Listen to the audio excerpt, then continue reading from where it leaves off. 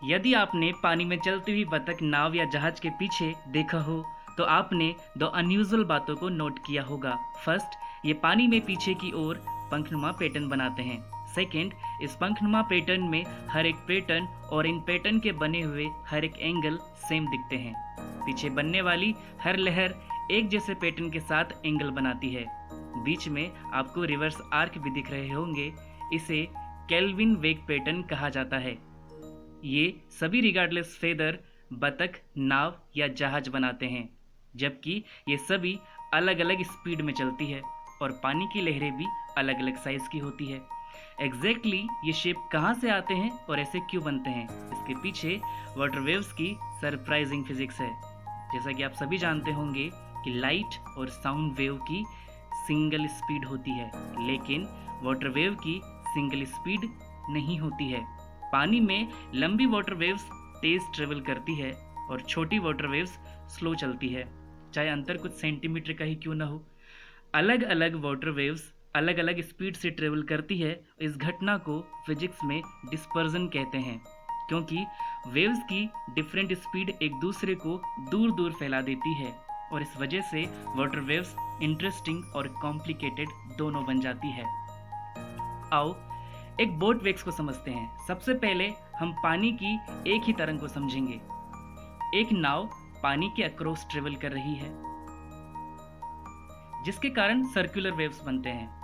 यदि water waves boat के मुकाबले ज्यादा स्पीड में है तो वाटर वेव्स इनसर्कुलर रहेगी और वेव्स नहीं बनेगा। और वाटर वेव्स बोट के मुकाबले यदि स्लो है तो मेक कोन या वी शेप वेव बनता है।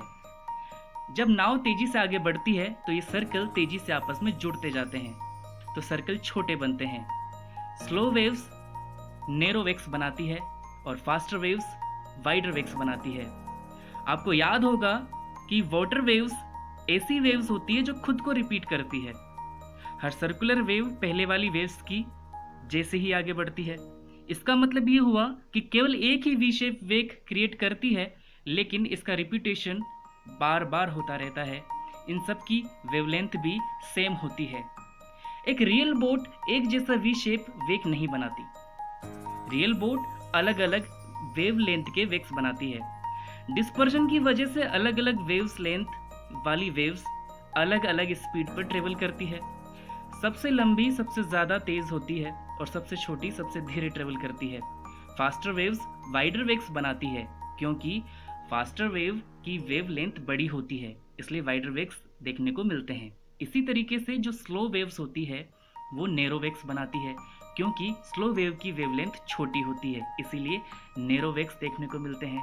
इसके पीछे स्पेसिफिक डिस्पर्जन रिलेशन जिम्मेदार होता है। यदि इन सब को मिला दिया जाए तो नैरो का वेक स्पेस नैरो बनेगा, वाइडर का वेक स्पेस वाइडर और ज़्यादा वाइडर का वेक स्पेस और ज़्यादा वाइडर होगा और ऐसे ही ये आगे बढ़ता जाएगा। देखो किनारे से ये पंखनुमा लहरें कितनी खूबसूरत लगती है। इनमें वाइडर वेक्स बन रहे हैं और वेक्स अपने आप रिपीट हो रहे हैं। वाकई में इनका फिर से रिपीट होते हुए बनना इन्हें इंटरेस्टिंग बना देता है। यदि आप शार्प लाइंस के साथ स्मूदर वेव्स और सही एंगल रखें तो आप ज़्यादा कन्विंसिंग बोट वेव्स हासिल कर सकते हैं।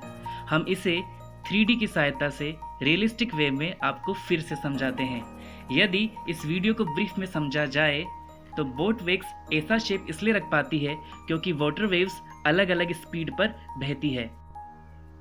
Slow water waves narrow V shape waves बनाती है और fast water waves wide V shape waves बनाती है। जब इन सारे अलग अलग वी शेप पैटर्न को एक साथ मिला दिया जाता है तब हम वाटर डिस्पर्जन रिलेशन के सारे एंगल्स को क्रैक कर पाते हैं और इस खूबसूरत वाटर वेव के साथ हम इसका अंत करते हैं।